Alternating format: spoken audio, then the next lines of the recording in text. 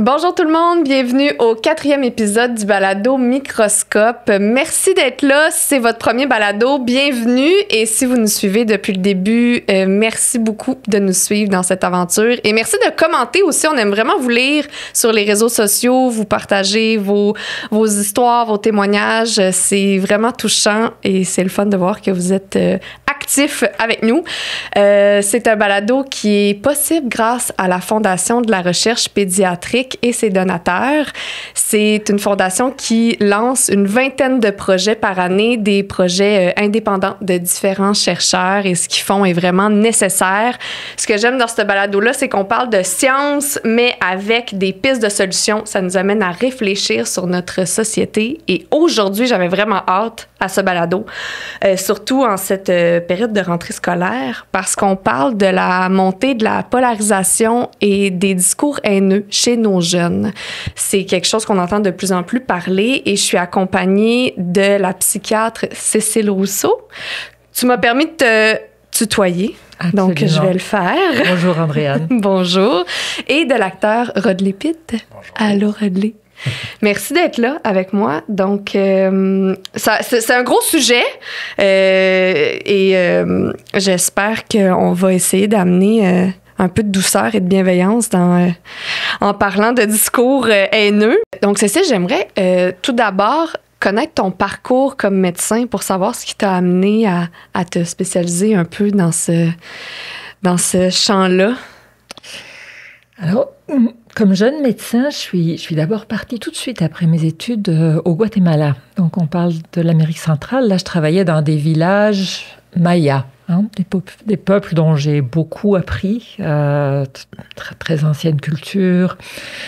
Et puis, après 1 ou 2 ans au Guatemala, en fait, c'était la guerre.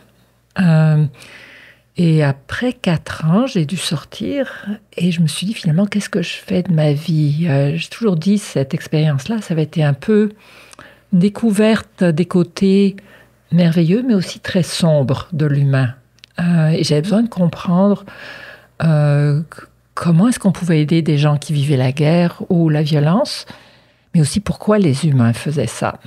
Et finalement, c'est un peu ça que j'ai fait toute ma vie. J'ai passé 35 ans à travailler avec les enfants de la guerre, avec les enfants réfugiés et migrants. Et puis le 11 septembre est arrivé et tout d'un coup, je me suis aperçue que notre société arrêtait d'être un endroit protecteur pour les immigrants, les réfugiés, et que on était en train de devenir une société assez toxique. Et c'est à ce moment-là que finalement, je me suis intéressée à qu'est-ce qui se passe? Comment ça se fait qu'on a une montée de l'intolérance alors qu'on se voit ou on se croit à une société bienveillante? C'est un peu ce qui m'a amenée à mon travail actuel.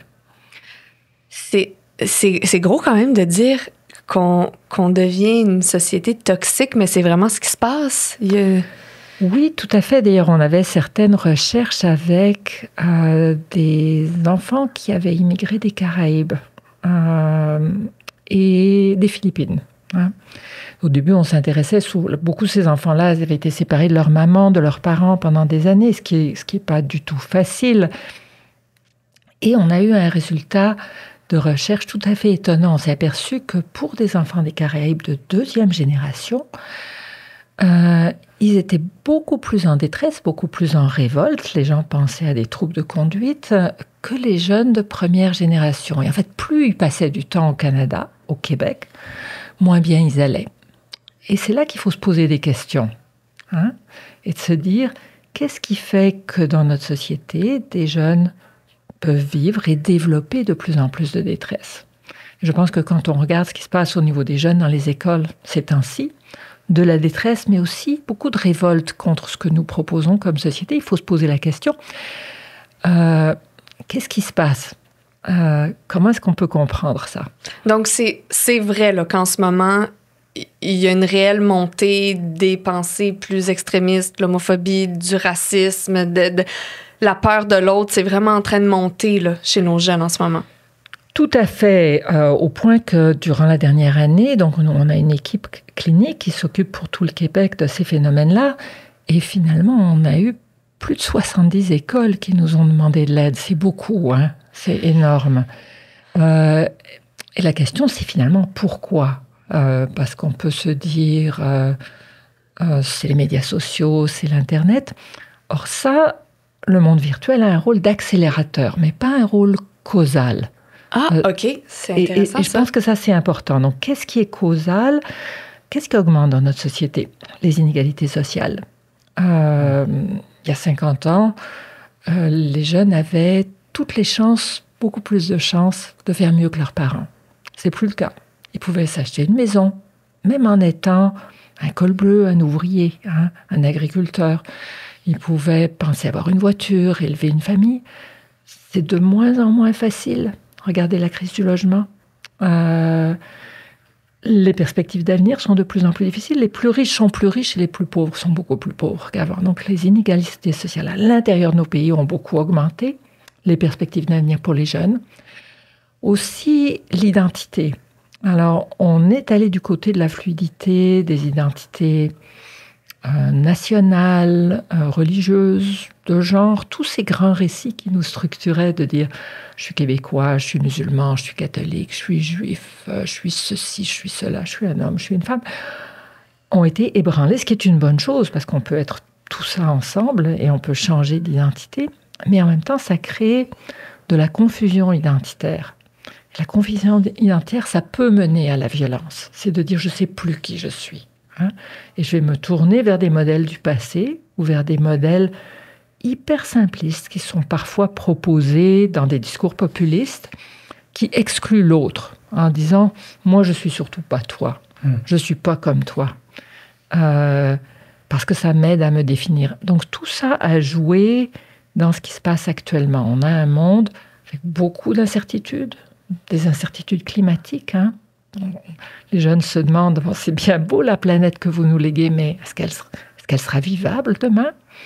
Un modèle économique qui arrive à la fin, des guerres qui se multiplient.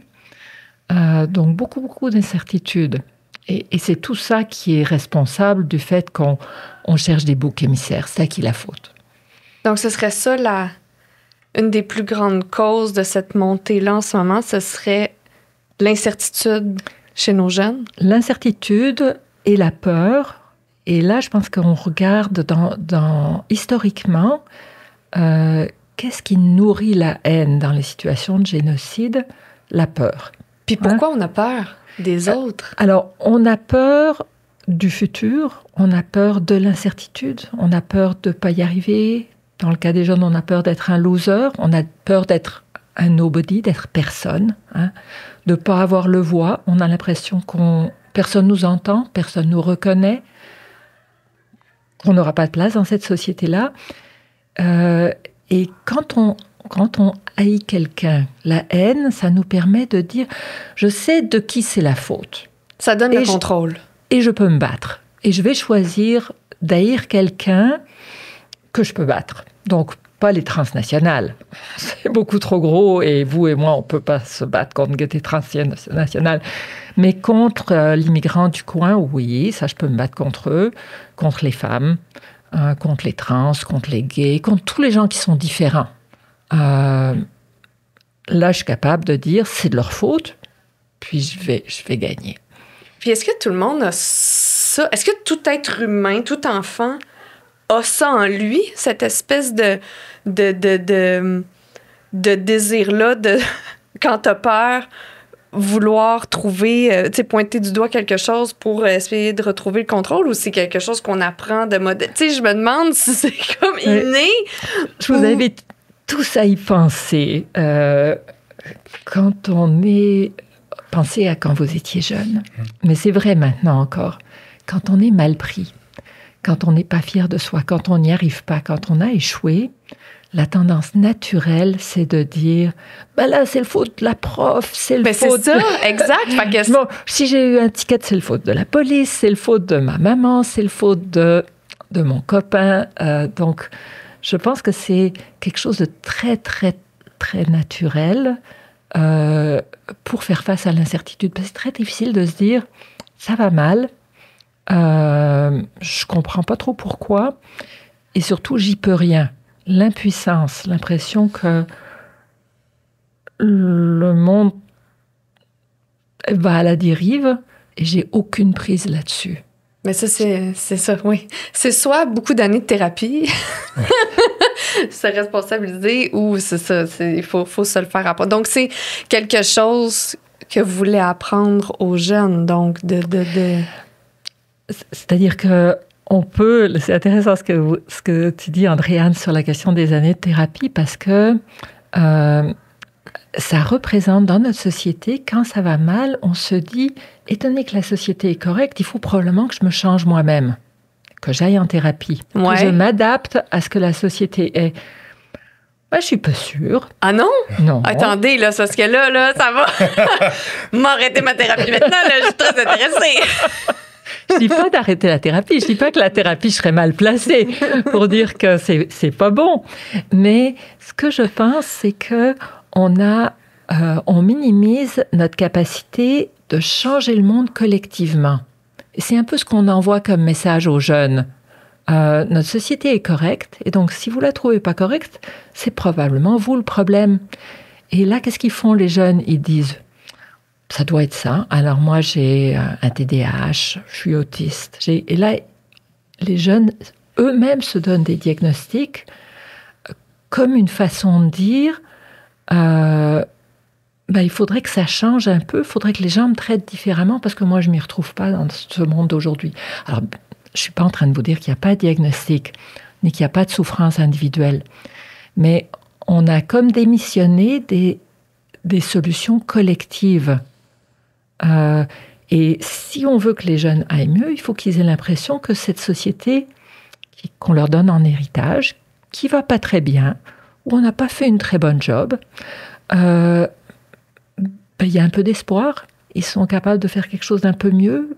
Ils peuvent dire qu'ils sont fâchés et ils peuvent proposer des solutions pour le changer. Sinon, ils font ce qu'ils font maintenant en disant la violence c'est cool, les bombes c'est cool, parce que l'apocalypse arrive. Et si elle arrive, ma façon de reprendre le pouvoir, c'est moi je vais la faire arriver encore plus vite. Je suis capable de détruire. Et je suis capable de faire du mal. Donc, ce qui se passe en ce moment, ce serait un peu le contre-coup de ne pas avoir écouté la souffrance, la détresse, les questionnements des jeunes pendant plusieurs années? Tout à fait, c'est de dire leur révolte ou leur colère par rapport à cet héritage qu'on leur laisse, elle est légitime. Les solutions ne sont pas faciles. On est un monde très interrelié. Vous savez, quand moi j'étais jeune, on pensait qu'on pouvait faire la révolution et que ça irait bien. La révolution, n'a pas marché. Différents types de révolutions, donc les révolutions religieuses, les révolutions sociales, les révolutions socialistes, les révolutions politiques. On a finalement plus d'échecs que de réussites. Est-ce que ça veut dire qu'il ne faut pas essayer de faire mieux?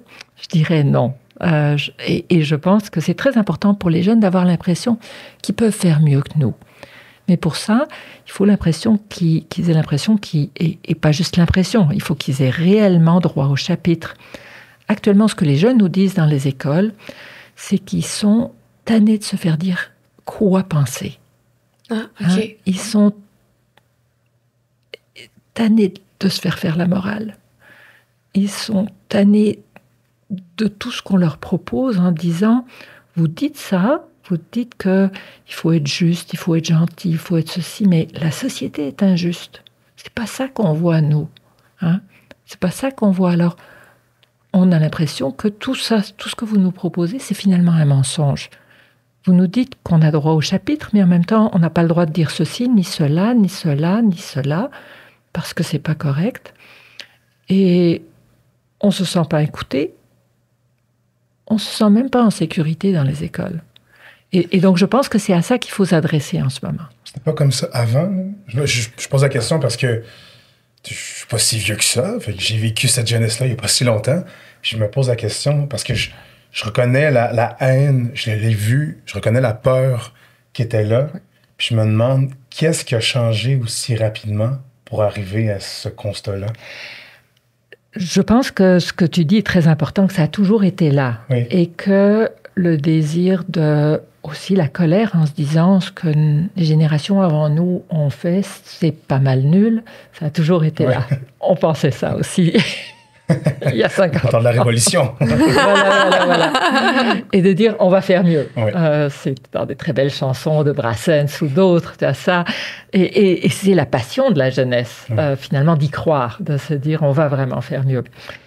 Ce qui a augmenté, je pense, c'est l'attraction des discours haineux dans un contexte où ce qu'on appelle les griefs, le ressentiment a augmenté parce que l'incertitude augmente. Et dans ce contexte-là, on se retrouve comme dans les années 30. Dans les années 30, il y avait grosse crise économique. C'est là qu'il y a eu la montée du fascisme. Et la montée du fascisme a été possible parce que des gouvernements populistes ont misé sur la haine en disant, ça c'était la propagande nazie, c'était Goebbels qui disait un mensonge répété 1000 fois devient une vérité. Sauf qu'avec les médias sociaux maintenant et les algorithmes, le mensonge, il n'est pas répété 1000 fois, il est répété des centaines de millions de fois. Ouais. Si Andrew Tate parle et dit la femme doit être à la maison. Elles doivent être à la maison. Elles sont infantiles. Ouais. Elles ont besoin des hommes. C'est normal de les battre parce qu'il faut qu'elles apprennent. Et c'est correct de les violer parce que leur corps appartient aux hommes. Et c'est l'homme qui doit être le boss. Mais s'il le dit et que c'est répété des millions de fois, mais on a plein de petits gars de 12 à 14 ans au Québec qui écoutent ça et qui se disent « Ouais, il est riche, il est beau. Il réussit. Il est fort, il a des gros muscles. Il est blanc, il est noir, il est américain, il est musulman. Donc, il y a toutes ces identités qui fait que... Puis c'est un vrai mec. Moi, je ne sais pas comment être un vrai homme. Alors, ça devient très, très, très tentant de croire ces mensonges-là qui sont répétés tellement de fois. J'ai su que c'est 30% des jeunes garçons québécois là, qui pensent que la femme devrait être à la maison. Quand même, on revient vraiment en arrière. Là, mais je trouve ça quand même... puis je veux pas minimiser l'identité que ces petits garçons-là ont besoin d'avoir. Ils s'identifient à cet homme-là. Mais c'est quand même surprenant qu'ils aient besoin de s'identifier. Tu sais, qu'on peut pas juste s'identifier à quelque chose de bienveillant, quelqu'un qui est gentil, à un monsieur. Tu sais, il faut qu'on s'identifie à quelqu'un qui a quand même des idées extrémistes. C'est particulier. J'ai de la misère à comprendre, personnellement. C'est ça. Ce que je pense qu'il faut voir, et là, je suis sûre qu'il y a beaucoup de gens qui ne seront pas d'accord, mais les modèles masculins proposés, donc avant. Alors, c'est intéressant parce que les sondages CROP vont dans la même direction. Hein. Dans les années 60, à peu près 54% des Québécois pensaient l'homme doit être le chef de la famille. Ensuite, c'est descendu. Dans les années 80-90, c'est descendu à 10%. Ah, quand même. Non, mais c'est merveilleux. Donc, le Québec était une société pas machiste et très égalitaire par rapport à beaucoup d'autres sociétés. Oui. Alors, si on se regarde, on se désole, mais si on se compare, on se console. C'était très bien.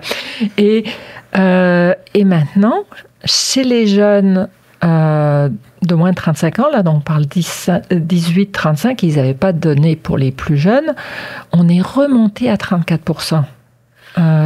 Donc une très grosse remontée, mais on est resté à 10% plusieurs décennies. Ça, c'est important. Ça veut dire, ça n'est pas juste un rebond à cause du féminisme, parce que c'est souvent présenté comme ça. Ah, c'est intéressant ça, OK. Ça n'est pas juste une question homme-femme, et d'ailleurs, la xénophobie, les sentiments anti-immigrants, anti-réfugiés, racistes, homophobes et transphobes, monte et augmente exactement en même temps. Donc, ce que je pense qu'il faut faire attention, ce ne sont pas des phénomènes séparés, même s'ils ont tous une logique qui se tient en elle-même. Donc oui, il y a la question des modèles masculins, comment les garçons s'y retrouvent. Est-ce qu'on est allé est-ce qu'on a voulu que les garçons soient trop comme ce qu'étaient les filles avant, dans la fluidité, c'est-à-dire en oubliant qu'on peut se battre dans la cour de récréation? Les filles aussi peuvent se battre, il n'y a aucun problème, je ne suis pas pour une... Mais il y avait des comportements qu'on retrouve plus souvent chez les garçons, de bouger plus, d'être... etc., qu'on a comme un peu banni de nos répertoires, en disant non, il faut parler de ses émotions. Ouais, c'est pas dans toutes les cultures qu'on parle de ses émotions, c'est pas tout le monde qui est à l'aise de parler de ses émotions. On peut s'exprimer de beaucoup de façons différentes. On peut s'exprimer en bougeant, on peut s'exprimer en dessinant, on peut s'exprimer de toutes sortes de... Donc vous voyez, on a comme dit, il y a un modèle. Il faut parler, exprimer ses émotions, être raisonnable. C'est pas pour tout le monde. OK. Puis là, on a parlé des pensées plus masculinistes, mais qu'est-ce qu'on retrouve d'autre en ce moment dans les cours d'école, là, ou à l'école, au niveau de la polarisation, justement, ou des pensées un peu plus extrémistes? Des exemples un peu de ce que tu entends? Ce qui est important, je pense, de noter, c'est que la glorification de la violence, on la retrouve beaucoup en ce moment, c'est-à-dire l'attraction par les tueurs de masse. Alors, le fait que ça devient Saint-Alexandre Bissonnette, etc., et je pourrais continuer comme ça, Elliot Rogers aussi, et donc il y a On en fait des saints, excuse. On en fait des saints, oui. Oui, si vous allez sur... je savais pas ça. Donc il y a une glorification des tueurs de masse. Les tueurs de masse deviennent des figures admirées. On dit, ils sont vraiment cool. Pourquoi? Alors, il faut distinguer ce qui est la culture de la glorification de la violence, qui s'oppose, c'est une réaction, une protestation, souvent de la provocation, à notre société qui est trop bienveillante et qui a voulu éliminer le mal. Quand on était très petit, dans les années, le Québec catholique qui s'est libéré de tout ça, mais il y avait le diable. Dans la plupart des sociétés, il y a soit des diables ou des sorciers ou des sorcières ou des figures du mal et puis on a, dans des perspectives scientifiques, ce qui est bien, mais on a tout rationalisé et on a dit mais non, tout le monde peut être gentil et bon et tout ça. Et finalement, ce que les jeunes ramènent, ils nous disent mais c'est pas vrai. Non seulement le mal existe, mais c'est ainsi le mal prévaut. C'est-à-dire que dire que c'est bien d'être gentil et bon, ben c'est pas vrai. Regardez les plus riches en ce moment et les plus puissants du monde. C'est des gens qui ont été condamnés pour crimes sexuels, pour fraude, qui sont suprémacistes blancs. Mais ça, ces modèles-là, ils les voient dans les réseaux sociaux. Parce que sinon, dans leur détourné à la maison, c'est pas... Nous les voyons tous, non seulement dans les réseaux sociaux, mais dans l'actualité politique. Actuellement, si vous êtes un petit garçon, et c'est parce qu'il y a une majorité de garçons de 12-14 ans au Québec dans une école et que vous faites un salut nazi, vous allez avoir des problèmes. Si vous êtes l'homme le plus riche de la planète ou un conseiller du président des États-Unis, vous n'aurez aucun problème si vous faites un salut nazi. On est dans un système de 2 poids, 2 mesures. Et ce qu'ils nous disent, c'est que nous ne sommes pas légitimes. On va punir un petit garçon de 12-14 ans, mais on va continuer à parler aux gens les plus riches et les puissants de la planète, même s'ils prônent ces mêmes idéologies, même s'ils sont machistes, sexistes, homophobes et transphobes. C'est des messages extrêmement puissants. On ne peut pas nier ça et dire c'est la norme pour l'ensemble de la planète. Ça n'est pas vrai. Ça n'est plus vrai. Donc, pourquoi ils glorifient ces personnes-là qui sont des tueurs ou qui font des saluts nazis, c'est parce qu'eux ont envie d'être qui ils sont et d'être complètement libres. C'est une quête de liberté. Il y a une quête de liberté et de pouvoir, mais il y a aussi le fait de dire c'est finalement la voie pour être entendue et reconnue. Parce que si vous voulez que tout le monde vous connaisse, Vous pouvez devenir un grand chercheur, mais ça c'est très long, très difficile et c'est pas à la portée de tout le monde. Devenir un comédien, alors, avec un peu de chance, vous serez connu. Beaucoup d'appelés, peu d'élus. Mais beaucoup d'appelés et peu d'élus. Mais si vous êtes un nobody, si vous êtes quelqu'un qui est pas très doué, qui est pas très bon à l'école, qui est pas très soutenu, qui a une famille difficile et qui vit dans la misère, c'est quoi vos chances d'être entendu, d'être reconnu par tout le monde? Ben, les tueurs de masse, c'est ça. C'est je peux faire quelque chose de terrible. Pensez aux jeunes qui a tiré sur M. Trump. C'était un petit jeune qui avait vécu beaucoup d'intimidation, qui était bon à l'école, mais qui n'était pas doué au niveau des relations sociales, qui n'avait pas d'amis, qui était très isolé, qui était dans son sous-sol. Puis là, il était allé sur les réseaux sociaux et il cherchait qui je peux tuer pour devenir célèbre. Mais justement, tu as nommé les médias sociaux. Moi, j'ai l'impression que cette réalité-là, elle existait même, je veux dire, dans mon jeune temps. Mais j'avais pas accès. Si quelqu'un m'haïssait ou si quelqu'un me disait de mauvaises choses sur moi, ça m'était rapporté par mes pères. Oui. On me le disait de vive voix.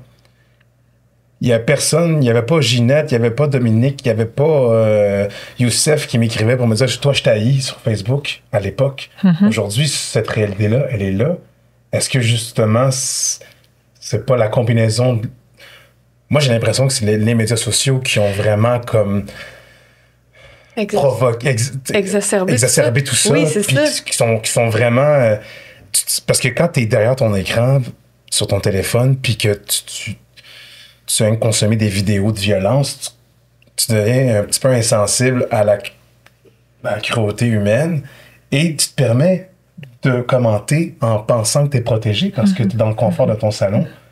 Fait que pour moi, j'ai pas l'impression que ça a tant changé. J'ai l'impression que tout ça était là, mais que le fait de se retrouver en gang sur les médias sociaux, ça te donne de la force. Ça me dit, ben regarde, il y a telle personne qui pense comme moi. Mm. Donc, oui, j'ai l'impression que c'est un peu ça qui se passe. Parce que moi, je pense à mon neveu qui va avoir 15 ans. Il est intelligent, je l'adore, j'ai beaucoup d'espoir pour lui. Lumière. Puis, mais il joue aux jeux vidéo, puis il met son petit casque, puis il parle avec ses anglophones des États-Unis. Puis ces enfants-là disent des horreurs. Je pense que tu as des points très intéressants. D'abord, la question de la désensibilisation, oui. C'est vrai. C'est-à-dire qu'à force, et sur le net, on peut trouver toutes sortes de choses. Je ne décrirai pas pour épargner nos auditeurs, mais on peut trouver des formes de violence extrêmes et c'est de plus en plus propagé. Et finalement, la seule façon de survivre à ça, c'est effectivement... en termes médicaux, on pourrait dire de dissocier, donc de ne plus sentir. Et à la limite, ça en prend de plus en plus et ça devient une forme de drogue. D'ailleurs, les organisations extrémistes utilisent ça pour désensibiliser. C'est comme ça qu'on forme des tortionnaires aussi. Donc cette désensibilisation dont tu parles est très très importante. Et l'autre chose, c'est le fait que les médias sociaux... parce qu'ils répètent au niveau des algorithmes, tu vas toujours trouver des gens qui pensent comme toi et qui vont te dire non seulement c'est correct de penser comme ça, mais nous, on a raison, tu fais partie de la gang, tu es important pour nous. Donc tu vois, autant l'impression de ne pas être entendu, qu'on avait peut-être déjà à l'école quand nous on était petits, mais la contrepartie, c'est que maintenant tu as des gens et des forums qui vont te dire mais tu fais partie de la gang, ils vont tous te dire que t'es pas correct, mais dans le fond, t'es l'un des nôtres. Ça fait partie, ça revient à l'identité, c'est ça. T'es quelqu'un parmi un autre groupe. Appartenir à un groupe. Mais tu sais, parce que... Exact, l'affiliation. L'affiliation, oui. Dans les années 70-80, disons, nos jeunes allaient mieux. on était un peu plus ouvert comme société. Et dernièrement, ça a augmenté. On dirait que moi aussi, la seule chose que je vois qui est différente, c'est les réseaux sociaux, ou comme on parlait de Andrew Tate. Moi, j'aurais, à 12 ans, moi, si un ami du président américain avait fait un salut nazi, je n'aurais même pas eu conscience. Je regardais pas ça, je regardais pas les nouvelles. Mais là, les jeunes, maintenant, ils ont leur téléphone, ils peuvent tous voir ça. Moi, je sais pas, je vois vraiment une corrélation directe. Elle l'est. En même temps, je pense que c'est comme la pédale de c'est un accélérateur puissant. Mais en même temps, il y a 50 ans, on venait de mettre sur pied toutes les conventions internationales, les Nations Unies. Ce qui est en train de se passer en ce moment, on va à l'envers du sens de l'histoire. C'était inimaginable. Il y a 50 ans, on pensait qu'on allait vers le progrès. On pensait que le fascisme, ça arriverait jamais plus. On pensait que ce qu'on voit ces temps-ci, par exemple aux États-Unis, c'était impensable. Ouais. Donc ça aussi, les jeunes le voient. Une histoire qui va pas forcément vers la justice et l'équité. Et c'est un gros poids. Donc, 68% des jeunes, ça c'est 2024, dans les écoles secondaires au Québec, disent être très préoccupés par le conflit au Moyen-Orient. 68%. C'est majeur. Ce qu'ils nous disent, c'est finalement tout ce qui se passe, ça nous affecte et on n'est pas sûr de comment ça va s'arranger. Donc, oui, les médias sociaux comme accélérateurs, mais aussi une société qui est plus contrôlante. Hein. Le nombre de règles, je ne sais pas pour vous, le nombre de règles pour les chercheurs, pour les médecins, pour les étudiants, on est de plus en plus contrôlés. Et ça devient très, très étouffant. Oui, je dis souvent, moi, des fois, ça monte, là, surtout avec l'éco-anxiété où je me dis, j'aurais dû... les gens qui vivaient dans les années 70, je veux dire, ils sont pas morts nécessairement, mais ça devait être merveilleux, mais même pour nous comme artistes, il y avait tout à faire, eux autres, les décors, on n'a plus besoin, on les jette, nous autres, c'est comme, on n'a plus d'argent, on peut plus rien faire, il faut plus, tout a été fait, on sait plus quoi faire, oh mon Dieu, c'est... On peut plus rien dire, on peut plus rien faire, tu fais, c'est un peu vrai des fois. Oui, c'est ça. Non, on peut plus dire ça, je fais, voyons, moi j'avais la discussion avec quelqu'un, on dit afro-descendant. J'ai fait, OK, mais mon père est noir. Mon père est noir. Quand je lui parle, là, il dit, je suis noir. Puis il dit, non, tu peux pas dire ça. Je fais, hey, c'est-tu toi, la caucasienne, qui va me dire à moi, on peut pas dire ça? Non, je m'excuse. Puis de plus en plus, c'est qu'on essaie tellement d'être politically correct que ça, au final, tout ce que tu fais, c'est repousser les gens. Et donc, on parle plus. On se dit, on n'en parlera pas. Non. Et c'est pas mieux. Non. Mais justement, ça doit te faire quelque chose d'entendre toute cette montée de la violence là, pour les jeunes. Comment tu te sens là, par rapport à ça? Mettons que je suis content d'avoir vécu ma jeunesse dans les débuts 2000. Mais même là, c'était pas drôle nécessairement. Tout à l'heure, tu as parlé du 11 septembre 2001. Moi, j'avais 8 ans. Je me souviens très bien d'où j'étais cette journée-là. Il faisait beau à Montréal, gros soleil. Et je me souviens, j'avais vu ma mère au coin de la rue. J'étais arrivé avec ma soeur de l'école. Puis ma mère est en larmes. Parce qu'on a de la famille à New York, du côté de mon père. Puis ma mère est très proche. Et t'es comme... Aujourd'hui, il y a eu un attentat. Vraiment comme ça. Un avion est rentré dans une tour et est rentré dans la deuxième. Et je me souviens, moi... J'ai fait des cauchemars plus jeune. J'avais peur que la guerre se rende ici. J'avais peur. J'avais peur. J'ai fait des nuits blanches, je me souviens, parce que on m'en parlait tellement. Non seulement on m'en parlait tellement, moi j'avais beaucoup d'amis arabes. Beaucoup d'amis arabes. Puis, tu sais, la communauté haïtienne et arabe, on est dans les mêmes quartiers, et on joue ensemble tout le temps. Puis, il y a eu la peur de cette communauté-là, puis elle était alimentée dans les médias, à l'école. Les méchants, c'était eux autres. Puis, moi, visuellement, quand tu me regardes, c'est « Tout bien latino » ou « Salam alaikum, mon frère », tu sais? Les gens savent pas que je suis métissé. Fait que souvent, on m'a pris « T'es qui, toi? » Mon Dieu. Ça, OK, pour un latino Pour un arabe.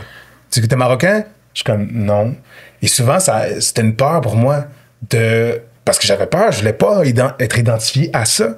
Puis c'est complètement absurde parce que tu te dis, voyons, on est des enfants qui jouent à l'école la guerre. Tu sais, non. Puis ton souvenir le plus loin qui te vient à l'esprit où tu peux te dire c'est mon premier souvenir lié à du racisme que j'ai vécu, ce serait quoi? Ben moi, je suis un gars de Montréal. Je suis né et j'ai grandi à Montréal. J'ai beaucoup déménagé dans ma jeunesse, alors j'en ai fait des ruelles, là. Beaucoup.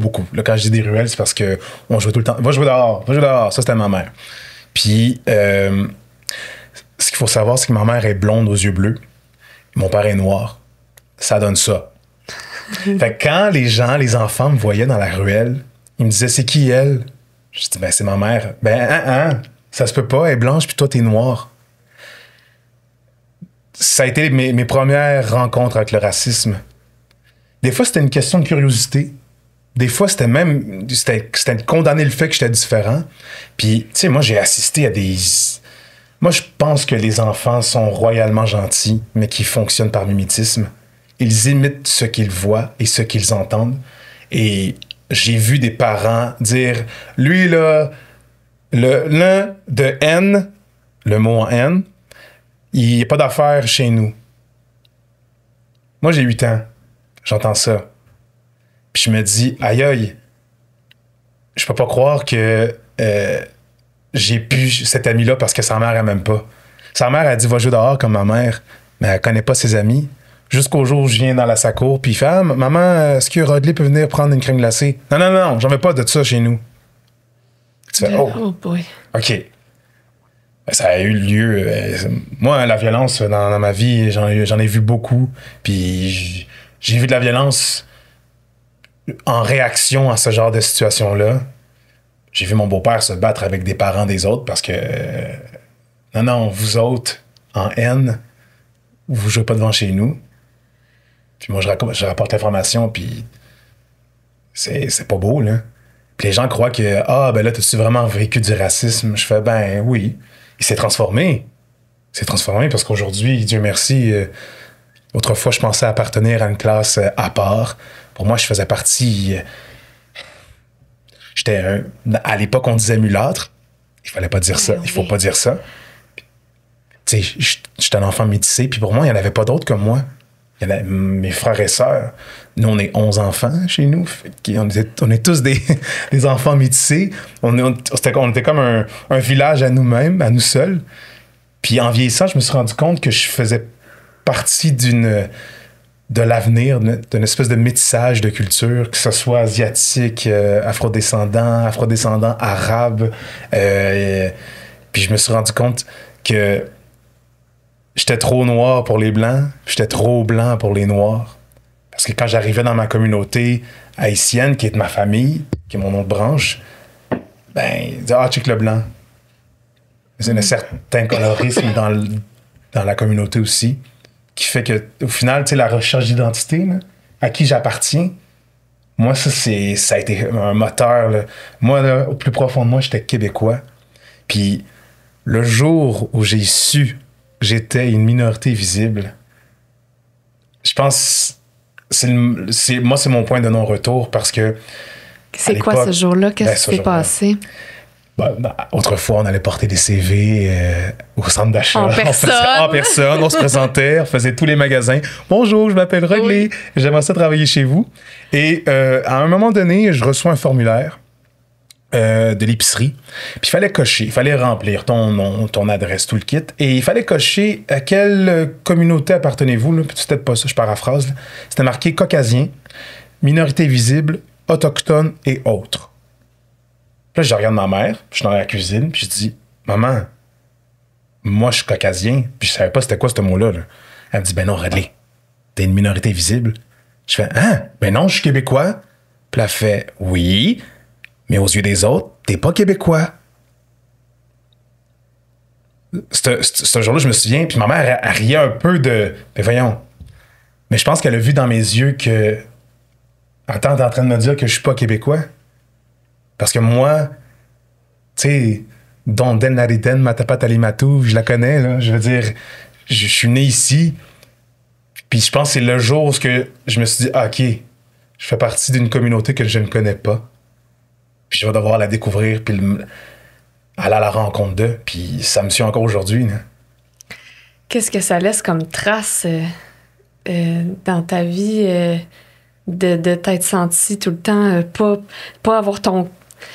C'est ça, pas savoir ton identité, elle allait où? Ça a dû être difficile?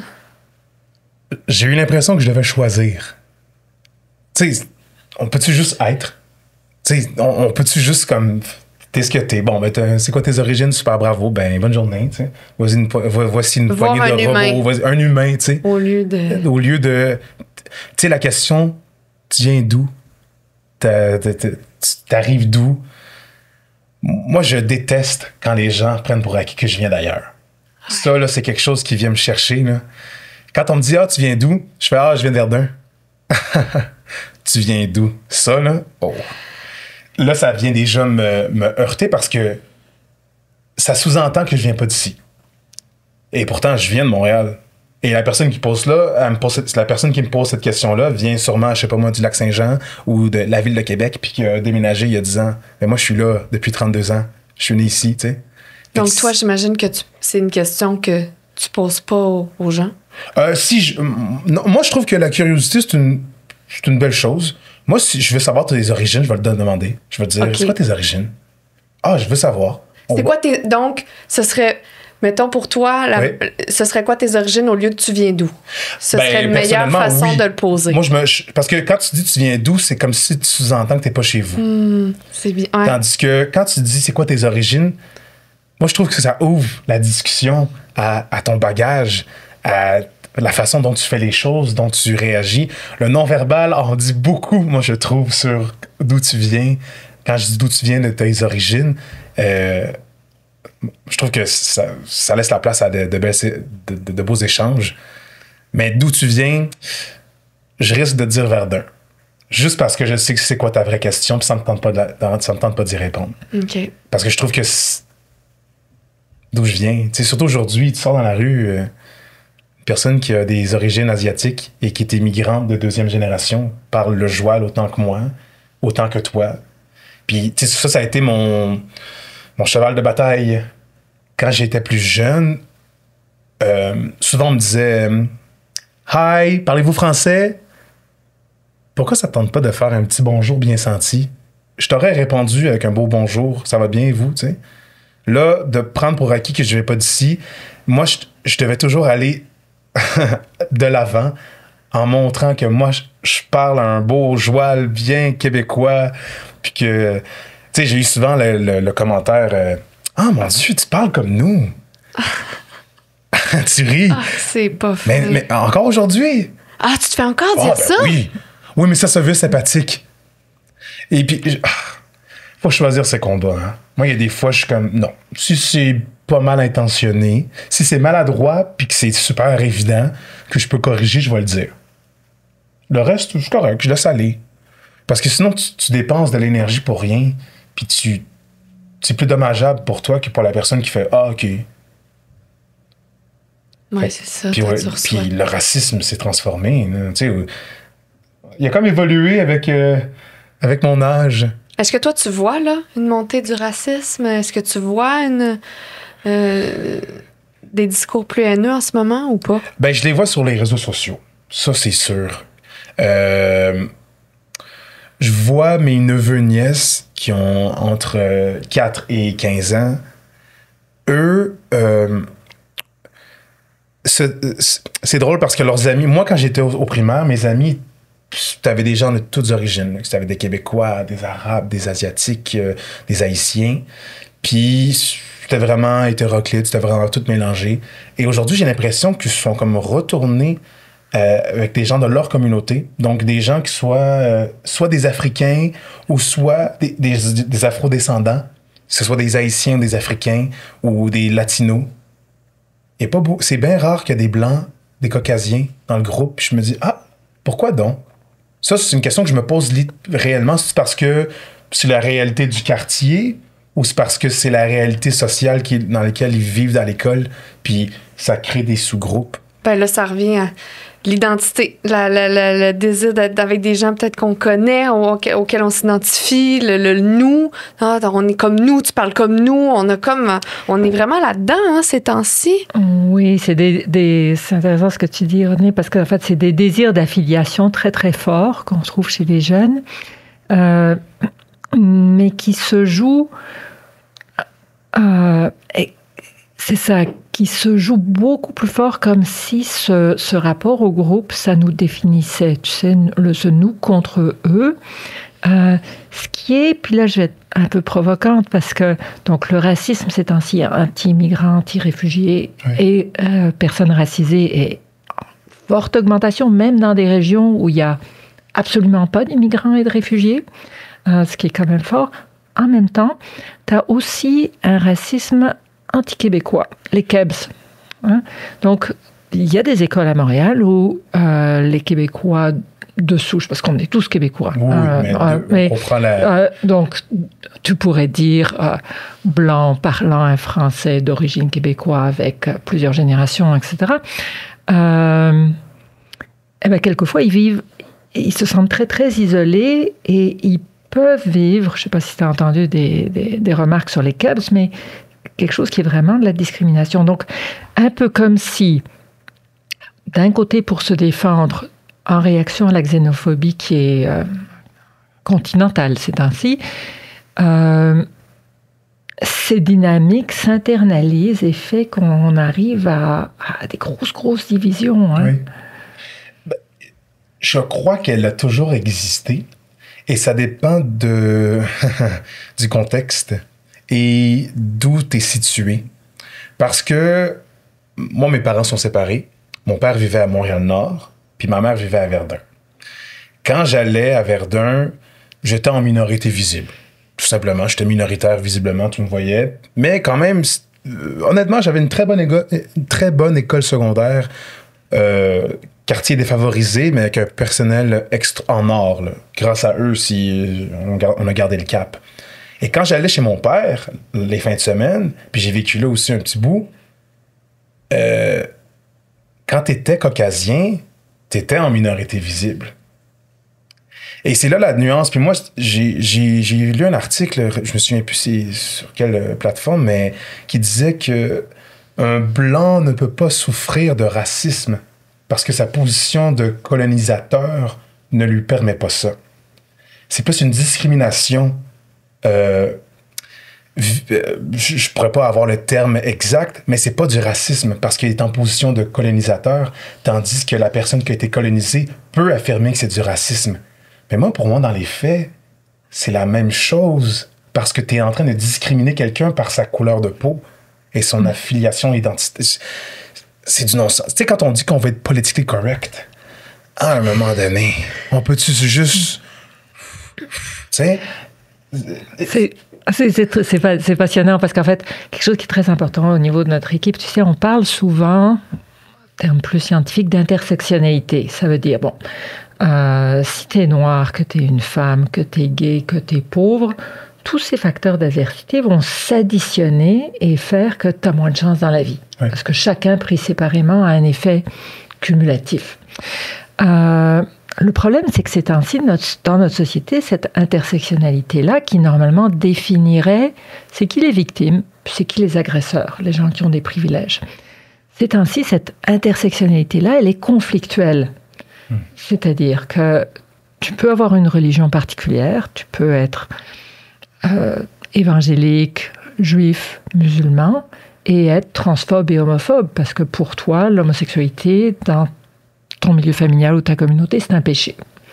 Puis tu vas être très, très homophobe, par exemple.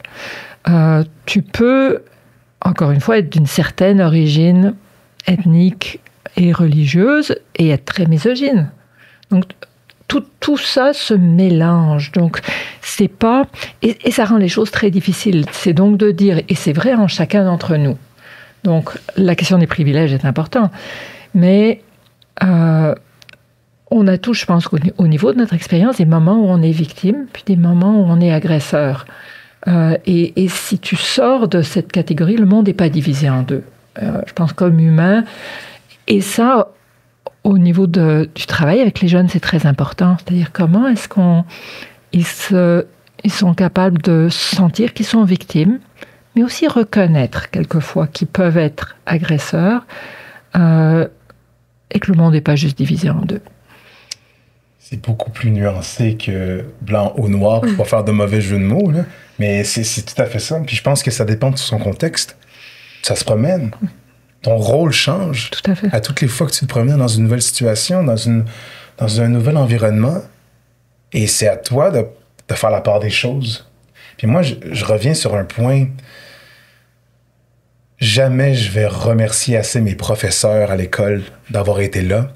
Parce que ils étaient dans un quartier assez rock'n'roll, défavorisé, des gens qui, sur le bien-être social, des paniers de Noël, ça allait pas du tout, mais l'école était là. Le corps professoral était là.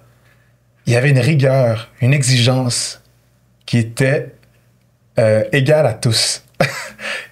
T'étais pas là aujourd'hui, t'étais pas là hier, mais ce qu'il faut savoir, on avait un professeur de français. On sait que le français, c'est difficile pour la majorité des étudiants. Et lui, si tu manquais son cours la veille, tu devais assister à sa récupération le matin avant le cours. Si tu n'étais pas là en récupération, tu rentrais pas dans sa classe. Si tu rentres pas dans sa classe, tu fais pas les examens. Si tu fais pas les examens, tu coules. Puis moi, ça me dérange pas, je te fais recommencer ton secondaire 4 et 5. C'était le même, lui. Exigence, rigueur. Mais il y avait de l'amour dans ses yeux. C'est comme, salut, comment tu vas? Parfait, super. C'est bon ce que tu fais. Il soulignait les bons coups, soulignait les mauvais coups pour dire, non, il y a un décorum à avoir et voici comment ça fonctionne. Et moi, je suis pour ça. Je suis pour ces gens-là qui sont exigeants, mais qui te considèrent justement pour qui t'es, qui croient en tes capacités. Oui, c'est pour ton bien. Tu sais, oui. Mettre des balises, mais c'est pour ton bien puis le bien commun de la classe, pour que tout le monde y aille ensemble. Ça revient un peu à ce qu'on disait de l'espèce de désir collectif, comment on peut ensemble faire bien commun. Il y a quelque chose de beau là-dedans. Tout à fait. Et je ne veux pas en mettre trop sur les épaules des écoles qui sont déjà... j'ai toute mon admiration pour les professeurs et les équipes écoles. Ils font un job incroyable qui est très difficile. Mais c'est vrai que ce que tu dis qui est extraordinaire au niveau du regard, c'est que les jeunes sentent et savent quand ils sont respectés, quand ils sont investis, quand on attend quelque chose d'eux. Et ça, je pense que c'est absolument essentiel dans le fait de pouvoir devenir quelqu'un et faire partie d'une société. L'autre chose, par contre, c'est, j'imagine que tu étais bon à l'école ou que tu étais bon en français quand même. J'étais bon en français. Mais j'aimais... Écoutez, je viens d'une famille de 11 enfants, j'étais le deuxième. J'avais ce sentiment de devoir être autonome assez vite, assez rapidement. Je me suis dit, non, on n'aura pas besoin de me gérer, on n'aura pas besoin de s'occuper de moi, on n'aura pas besoin... Je vais le faire. Ça, j'avais ça en moi. J'avais ce côté-là de, c'est correct, je vais y arriver. T'avais-tu des devoirs? C'est déjà fait. Cette fibre-là, je l'avais. Mais quand j'ai vu... Là, je mets en contexte un peu mon... Moi, je suis un enfant de la Réforme. Donc, à toutes les années que je montais d'années, la Réforme me suivait. Alors, toutes les années, j'ai eu le discours bon, écoutez, vous allez être nos cobayes parce qu'on ne l'a jamais fait, c'est la première fois qu'on le fait. Ça a toujours été ça. Et dans ma classe, en secondaire 5, on avait été mixé avec des étudiants qui n'auraient pas habituellement passé leur français 4. Et il avait mis des gens forts en français avec eux. Alors, ce que ça a créé une espèce de compétition, mais positive. Parce que nous, on suivait les règles et on comprenait la matière. Parce que comme non, c'est pas ça la matière. Et on corrigeait avec le professeur l'espèce de... le cursus scolaire pour que ceux qui traînaient de la patte puissent avancer à la même vitesse que nous. OK, mais c'était quand même un mentorat. Ils ont dit, il reste 12 étudiants qui sont bons dans les autres matières. Mais habituellement, on les aurait fait couler. Mais on va les faire passer, puis on va les mettre avec du monde qui sont bons en français. Ce que ça, au début, on est comme, ben voyons, OK, puis on se connaissait tous un peu. Ah oui, c'est bizarre, parce qu'on était catégorisé par les niveaux, là. T'es en 101, enrichi, régulier, besoin je sais plus c'est quoi l'autre terme. Puis, finalement, tout le monde a passé, parce que ces gens-là sont allés au cégep l'année d'après. Et tu dis ce que ça a créé. Puis moi, je me souviens, ce professeur-là, il mettait un tableau. On faisait un examen en première étape de l'année. Et il mettait les notes, les résultats scolaires de chaque étudiant au tableau. Alors, quand tu as eu 58%, ton 58% est affiché sur le tableau pour le reste de l'année. Fait que si tu as coulé, tu le sais, c'est à qui. C'est pas écrit les noms. Les notes sont là. Mais toi, tu sais que c'est ta note. Tien. Okay. Fait que tu sais que tu veux te dépasser. Puis je me souviens, l'année d'après, tout le monde était allé au cégep. On avait tous reçu nos lettres d'acceptation. Et l'année d'après, on se suivait sur Facebook parce que c'était le début de Facebook. Et on a vu tout le monde dans les écoles. Mais c'est ça que ça donnait. Puis oui, j'étais bon en français. Mais... Est-ce que cette espèce de désir d'être irréprochable, de faire tes choses, d'être bon, de faire rire, est-ce que c'est un peu teinté par toutes ces choses-là que tu entends dans l'enfance? Non, t'es pas blanc, t'es pas noir, t'es pas ci, Est-ce qu'à un moment donné, c'est venu de là un peu ce désir-là de faire « Hey, on pourra pas me reprocher rien d'autre ». Oui, et c'est sûr que... Surtout que mon primaire, là, on va partir du début. Là. Au primaire, j'ai eu beaucoup de difficultés. J'étais bègue au primaire. J'ai quasiment le goût de dire que ça se transmet de génération en génération parce que mon père, mon oncle, là, j'ai vu que mon neveu aussi, le fils à ma sœur, est bègue. Et là, j'ai fait, oh mon Dieu. Et moi, j'ai réussi à régler ce problème-là. Plus que réglé. Oui, plus que réglé. Mais quand fait même. Un métier, la j'en ai fait un métier, mais pour moi, c'était une question de confiance. C'était toute une question de confiance parce que j'avais peur de provoquer, j'avais peur de perdre quelque chose. Mais tu sais, j'avais rien, tout était à faire. Puis j'avais tellement de remarques sur ma personne que je voulais pas être exclu. Puis ma mère, elle en a eu bien des enfants, mais je me souviens, elle me disait, non, Riley, prends ton temps, allonge tes voyelles, qu'est-ce que tu veux dire? Vas-y, parle, prends le temps de parler. Puis c'est elle qui m'a obligé à corriger ce problème-là. Puis ça venait du fait aussi que je voulais me faire des amis parce que je voulais pas être le rejet de la gang.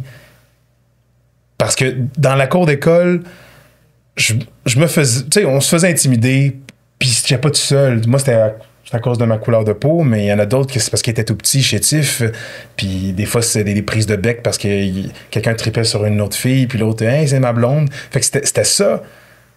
Mais moi, j'étais comme, non, pas une raison de plus pour me rejeter du groupe. Mais au primaire, ça a été beaucoup plus violent qu'au secondaire. Parce que j'ai l'impression que tu es en train de te forger. Tu vis, tu essaies de te faire des amis, tu te cherches aussi. Puis ce que tu dis, c'est ce que tu entends à la maison. Puis tu reviens à tout à l'heure, ce que par mimétisme, les insultes que je recevais de mes camarades, c'était quand je voyais les parents venir les chercher, j'avais pas besoin de chercher bien loin. Là. Ça venait de là. Puis en vieillissant au secondaire, on t'oblige à te forger une opinion. Qu'est-ce que t'en penses? J'aime ça. Pourquoi? Tu sais, ces questions-là, ben c'est pour ça. Puis là, j'avais des échanges.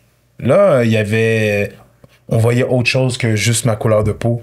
C'est sûr que dans tous les jours, j'avais un commentaire qui était là-dessus. Tu sais, moi, je travaillais au secondaire, puis je me souviens d'une fois, là, ah, mon Dieu, cette fois-là. J'étais emballeur au Loblaws. Puis la caissière, on allait à l'école ensemble. Caissière blanche, moi. Un beau petit bronzage. J'emballe. Bonjour. Et à un moment donné, il y a une madame qui est là. Je suis comme, bonjour, est-ce que vous avez vos sacs? Elle fait, non, toi, t'emballes pas. Je suis comme, ah, OK. Mais ça arrivait souvent que les gens voulaient pas qu'on emballe. Ils trouvaient qu'on n'était pas bon. Regarde, c'est pas grave. Puis là, elle fait, non, toi, t'emballes pas. Puis elle regarde la caissière, elle dit, mais toi, tu peux emballer. Oh! Puis j'ai fait, non, moi, j'ai rien fait. Ma caissière, mon Dieu, Audrey, elle était comme, non, c'est mon emballeur, puis ils vont emballer. Puis elle fait non. Elle a appelé le gérant l'a escorté. Moi, je me sentais tellement mal parce que je me suis dit... C'est sûr. Hey, je peux pas croire que pour moi, c'était ma faute. C'est ma faute. Si ça avait été un autre emballeur, elle n'aurait pas fait ça.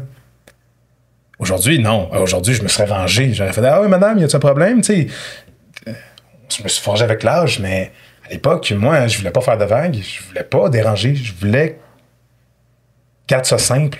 Fais-toi aimer. Montre que t'es plus québécois que l'autre. Mais qu'est-ce qu'on peut répondre à ces gens-là, justement? Qu'est-ce qu'on fait avec ça, de votre projet de recherche? C'est quoi les pistes de solution devant ce genre de comportement-là ou ce genre de choses-là? Qu'est-ce qu'on peut dire à une madame qui fait ça à l'épicerie? C'est une bonne question, parce qu'en fait, il y a... Quand c'est à l'épicerie, donc dans la rue, quand on rencontre ça, comment on réagit? Puisque tu amènes, c'est finalement que ça dépend comment on se sent. Il y a des jours où on a envie de se battre, là je parle symboliquement, de remettre les gens à leur place. Il y a des jours, on est comme des mammifères, où quand on rencontre quelqu'un qui nous insulte ou qui n'est pas content, qu'on reçoit, ça m'arrive aussi, des très vilains courriels, on a envie d'éviter. Donc, quand est-ce qu'on répond? Quand est-ce qu'on laisse aller? Quand est-ce que... Il y a un peu tout ça qui peut jouer, mais ça, c'est plus au niveau personnel. Dans une classe ou dans un milieu école, l'idée, et là, on revient à la question du projet, c'est de dire, si quelqu'un dit les femmes sont inférieures, puis c'est toutes des salopes. Moi, je peux parler des femmes parce que j'en suis une, de la même façon que tu peux parler des noirs parce que... Oui, j'en suis un, clairement. Donc, c'est plus facile. Et à ce moment-là, la question, c'est se dire, OK, c'est insultant, ça peut être difficile et fou pour les filles dans la classe, mais est-ce qu'on intervient en disant, t'arrêtes ça, puis t'es suspendu? Ou est-ce qu'on se dit, comme classe, on est capable de se poser la question, pourquoi tu dis ça? À quoi tu penses? Qu'est-ce qui fait que tu penses? Alors, on établit certaines règles. Dans la classe, quand on fait des ateliers, on utilise l'art. Pourquoi? Parce que ça permet beaucoup de symboliser des choses. Quand on fait du théâtre, il y a des choses qu'on peut dire qu'on ne dit pas dans la classe autrement. Ça, c'était même avant le problème. Par exemple, on a un jeune, alors là, le prof nous dit, mais c'est pas possible au groupe de théâtre, là, parce que le jeune, il arrive et il dit à la fille, il lui dit, t'es belle en tabarnak. Alors nous... C'est ce qu'il avait choisi de faire dans sa pièce. Là. Voilà. Alors nous, on rit en disant, le théâtre, c'est un espace rituel. C'est-à-dire, c'est comme l'art. On peut dessiner, mettre en musique ou dire des choses qu'on ne dit pas normalement à son professeur. C'est un espace sacré. Et on ne parle pas forcément dans la langue de Chateaubriand. Parce qu'il faut que le vécu de la rue, le vécu de la maison, le vécu plus intime puisse s'exprimer. Donc en fait, faire un espace symbolique, c'est ça. C'est de dire, on peut se parler, on va essayer, on met quand même des règles, on ne peut pas s'insulter directement. Mais ça ne veut pas dire que c'est confortable. Donc vous voyez, il y a, dans notre société actuellement, il y a cette idée qui est à mon avis une illusion, de penser que les relations entre humains sont sécuritaires, qu'on peut se sentir et qu'elles sont confortables. Je pense que c'est faux. La plupart des relations entre parents et enfants, dans un couple, entre amis, sont pas toujours confortables. On se fait de la peine, on se blesse, pas nécessairement en le voulant. On est maladroit. Tu disais bien ça, on utilise des mots, on ne sait pas comment souvent parler à l'autre. Et quelquefois, on est méchant, et on est tous un peu méchants dans nos relations. Et donc, c'est de se dire, et c'est ça la vraie vie. Hein? Donc, tout ça, il faut que ça reprenne un droit de cité dans un espace symbolique pour dire est-ce qu'on peut parler des choses qui ne sont pas confortables, des choses qui sont sensibles, des choses qui nous font mal, de nos différences et de nos désaccords. Alors, des désaccords, au Québec, il y en a toujours eu. Hein. Avant, on se disputait sur la langue, l'indépendance, la religion. Mais il va toujours en avoir. Et il y en aura toujours. La question, c'est est-ce qu'on peut s'en parler sans que ça veuille dire que l'autre en face de moi, je veux le tuer, il n'a pas le droit d'exister, il n'a pas le droit d'être là. Est-ce qu'on peut parler de ça, même si c'est inconfortable? Est-ce qu'on peut contenir l'inconfort et se sentir un peu blessé? Se sentir un peu blessé, ça ne veut pas dire qu'on n'est pas respecté. Donc, il y a une ligne là qui est délicate, mais on a cru qu'on pouvait évacuer tout ce qui est blessure dans les échanges humains, inconfort. Je pense que ça, c'est faux.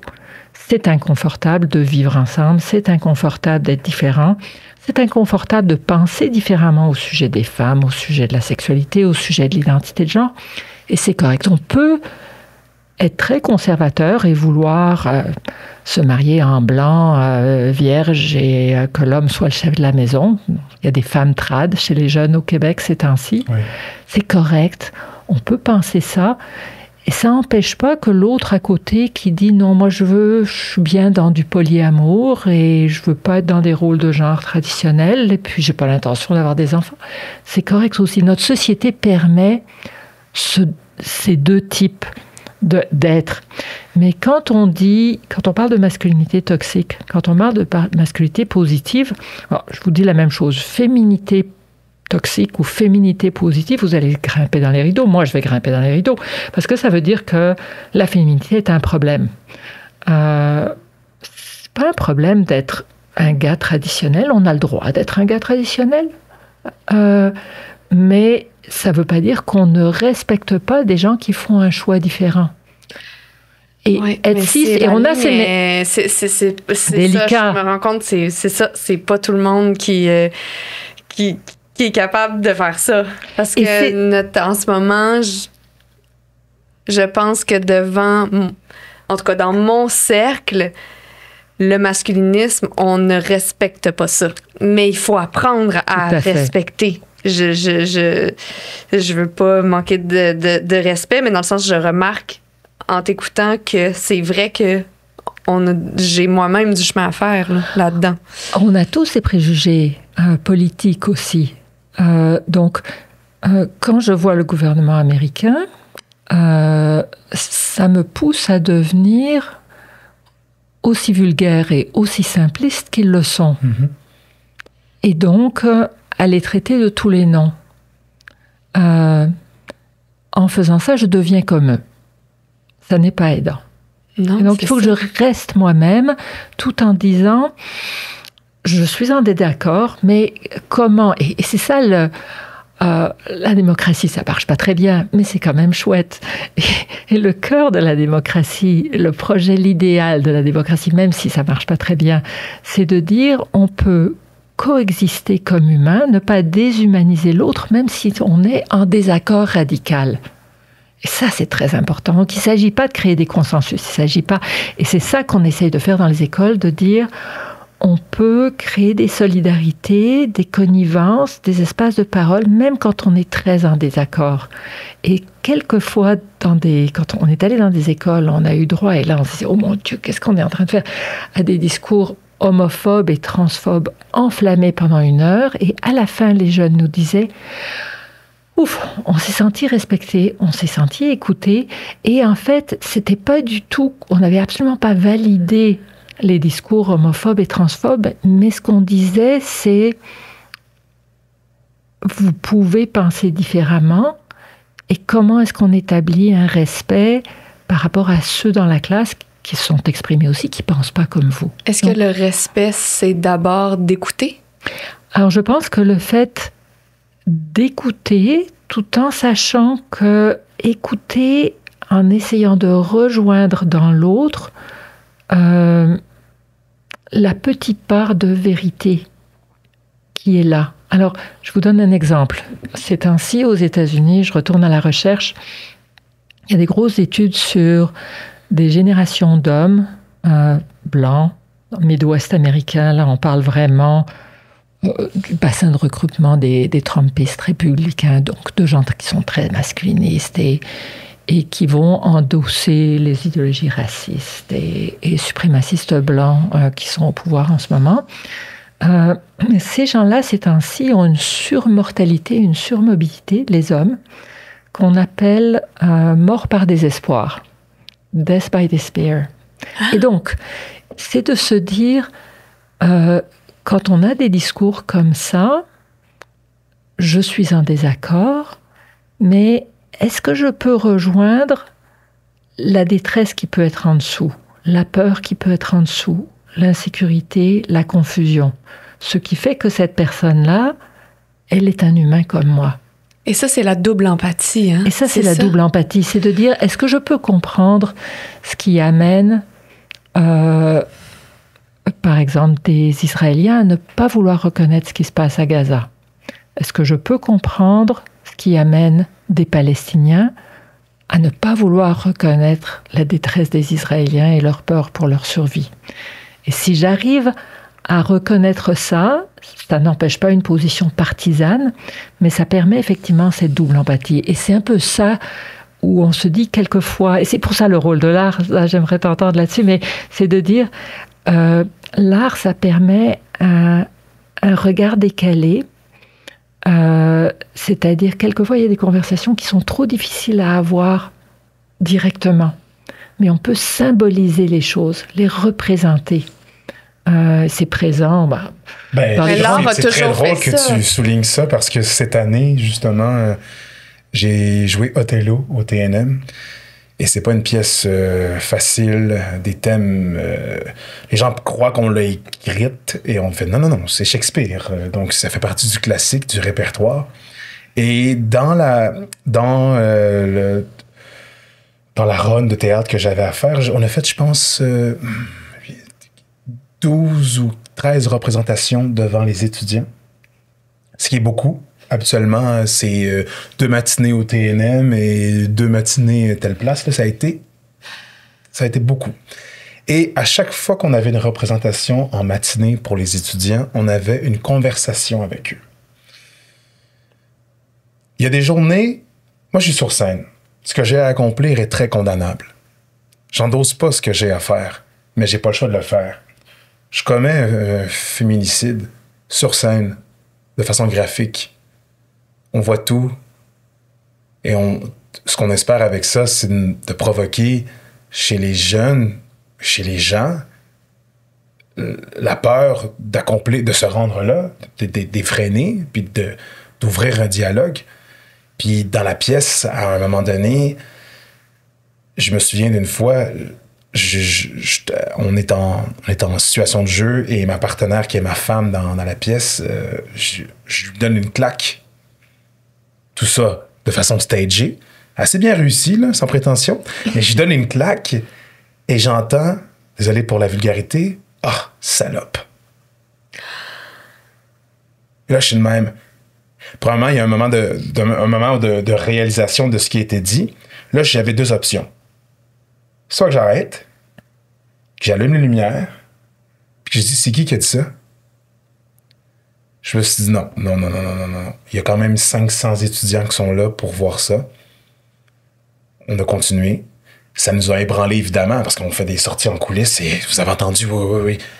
À la fin de la représentation, on discute avec les étudiants et on demande, on dit, qui a dit ça? Ah, c'est telle école qui était assis en avant, parce qu'il faut savoir, ils sont assis par école, là. Ils sont partis. Il suffit d'une pomme pourrie là, dans le lot qui voulait impressionner ses amis. Moi, ce qui m'a frappé, que tu dis ça, ça me dérange pas, parce que je me dis, les insultes, on peut en recevoir en pleine représentation, puis on est habitué. Mais de prendre mon parti pendant que je frappe ma femme dans l'histoire... C'est gros, là. Oui, mais dis-moi pas.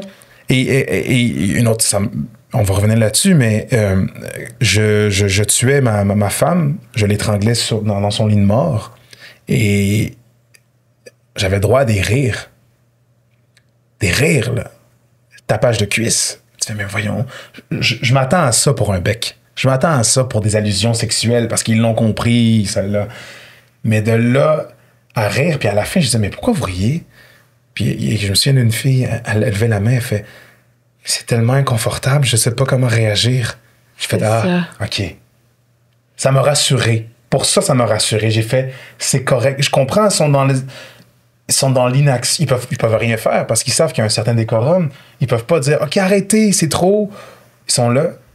Et ça n'a pas empêché leur appréciation pour la pièce. Ils ont tous, la plupart ont adoré le côté épique, le côté ça c'est une vraie tragédie. Je suis comme bon, parfait, merci. Ta première pièce de théâtre, je suis bien content. Continue. T'sais, pour moi, ça m'a fait un petit baume. Mais l'incident de la claque, moi, ça m'a. À ce jour, on en parle des fois entre comédiens de la troupe. Puis on comprend pas. On comprend pas. Puis ça doit... Mais c'est ça, c'est là où... faudrait appliquer, puis discuter pourquoi t'as fait ça, puis essayer de passer par-dessus, puis comprendre sa souffrance à lui derrière. Mais c'est vraiment inconfortable. Là. J'essaie de m'imaginer. C'est ça. Dans un petit groupe classe, c'est différent. Dans une grande salle comme ça... Ce qui est possible, parce qu'effectivement, ça arrive, et ce que ça peut marquer ce que la fille disait, c'est ce qui est possible à dire. On ne sait pas quoi faire, donc on rit. Donc là, on est dans la gêne, l'inconfort face à la violence. On peut avoir de la désensibilisation dont tu parlais tantôt. Il peut aussi y avoir de la validation. Les féminicides augmentent. Et il y a beaucoup de cette validation dans les supporters d'Andrew Tate, de la violence envers les femmes. Et donc, quelque chose qui est possible éventuellement dans un retour, mais là, ça vous met... Alors, c'est pour ça que nous, on a des intervenants. Et d'ailleurs, on travaille aussi avec des comédiens. Ah oui? Bon, ça va. Thomas Sierra, qui travaille à Saint-Jérôme, qui est hondurien d'origine, et beaucoup avec nous depuis longtemps. Et il fait un superbe travail. Mais c'est de dire, quand il y a des choses comme ça, de dire... Peut-être qu'on ne ressent pas tous la même chose. On peut trouver que c'est horrible et c'est terrible de traiter des femmes comme ça, mais peut-être qu'il y en a certains qui pensent que c'est correct ou qu'elle l'a mérité. Donc là, on ouvre un débat où on dit on n'est pas tous forcés de penser la même chose. Et ça ne questionne pas la norme sociale. Les lois est qu'on ne peut pas dénigrer quelqu'un à cause de son genre, on ne peut pas... l'égalité est garantie par la loi. Mais c'est de dire, est-ce qu'ils vont oser en parler? Et s'ils en parlent, de quoi ils parlent? Et c'est vraiment cette idée, parce que la pièce représentait une réalité taboue. Oui. Et tout d'un coup, alors que ça, on ne peut pas en parler en classe, là, c'était là, sur la scène, et il disait, bravo, et c'était sidérant de violence. Mais c'est, en fait, donc c'est absolument pas facile. Ça montre le niveau que vous avez ressenti comme troupe d'inconfort que ça suscite, d'avoir à contenir cette violence-là et à essayer de dire comment on en fait sens. Mais elle est là. Et c'est ça que vous faites en ce moment dans votre projet de recherche. Vous rencontrez une classe, vous commencez en faisant un projet artistique pour faire émerger les conversations. C'est comment que ça se passe exactement? C'est ça. Souvent, on va demander au groupe de jeunes de voir de quel thème ils voudraient parler. Parce qu'en fait, très souvent, les adultes les amènent à parler... c'est comme dans les cours, hein. On veut que vous parliez de sexualité, on veut que vous parliez de ceci ou de cela.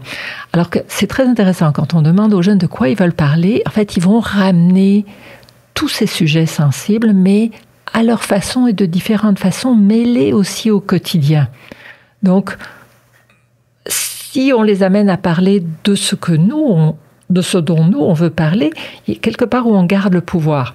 Si on veut partager le pouvoir, il faut qu'eux puissent mettre la table et l'agenda et nous dire, nous, on veut parler de ça. Mais c'est pas parce qu'on parle, par exemple, de la famille, de la nourriture, qui sont des thèmes très courants, qu'on va pas parler de genre, de sexualité, de rapport de force, de racisme et de tout ça. Par exemple, parler de la nourriture. C'est aussi, on avait un groupe dans une école qui avait fait, pour la fin de l'année, ils avaient fait 2 représentations de théâtre qu'ils avaient fait. Dans le cadre de ce projet.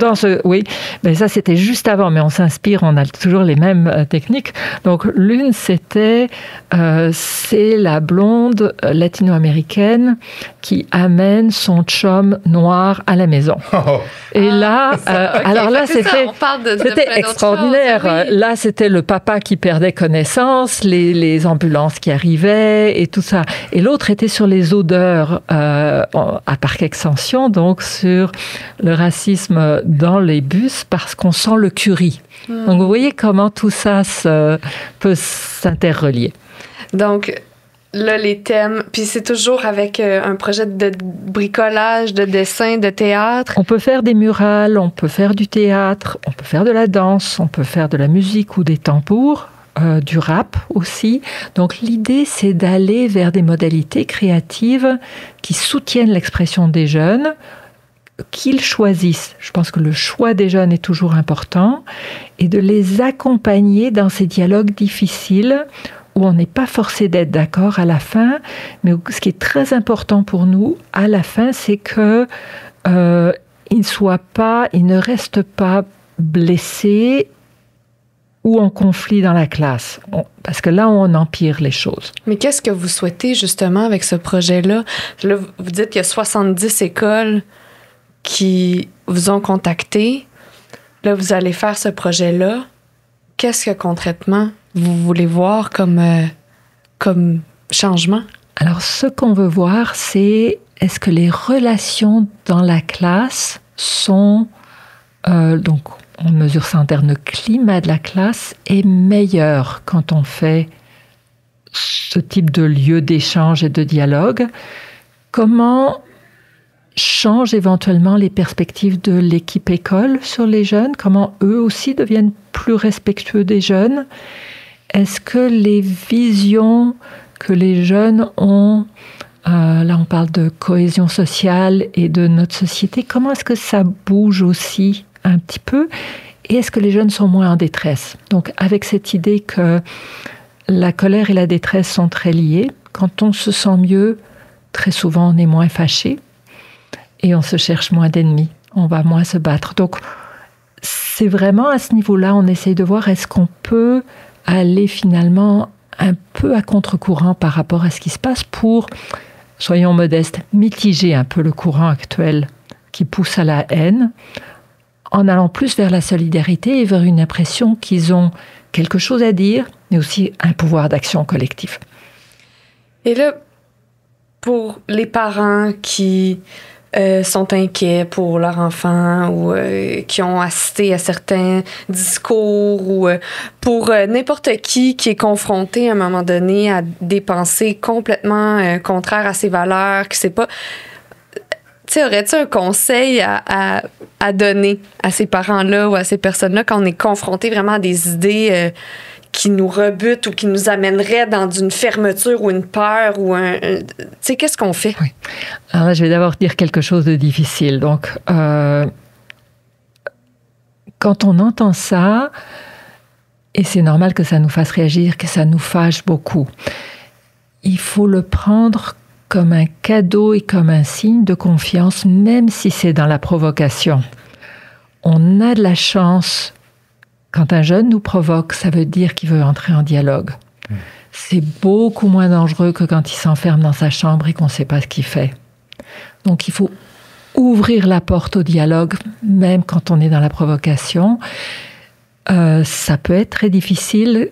Quelquefois, il vaut mieux aller prendre un verre d'eau, faire un petit tour au jardin, quand on sent qu'on va exploser. Ou si on explose, qu'on se donne le droit d'exploser, comment peux-tu, par exemple, dire ça à des femmes ou des gays ou des personnes d'autres communautés, se donner le droit de revenir en disant « Écoute, là j'ai exposé parce que ça me fait quelque chose, mais ce que j'aimerais comprendre, c'est qu'est-ce que toi tu en penses?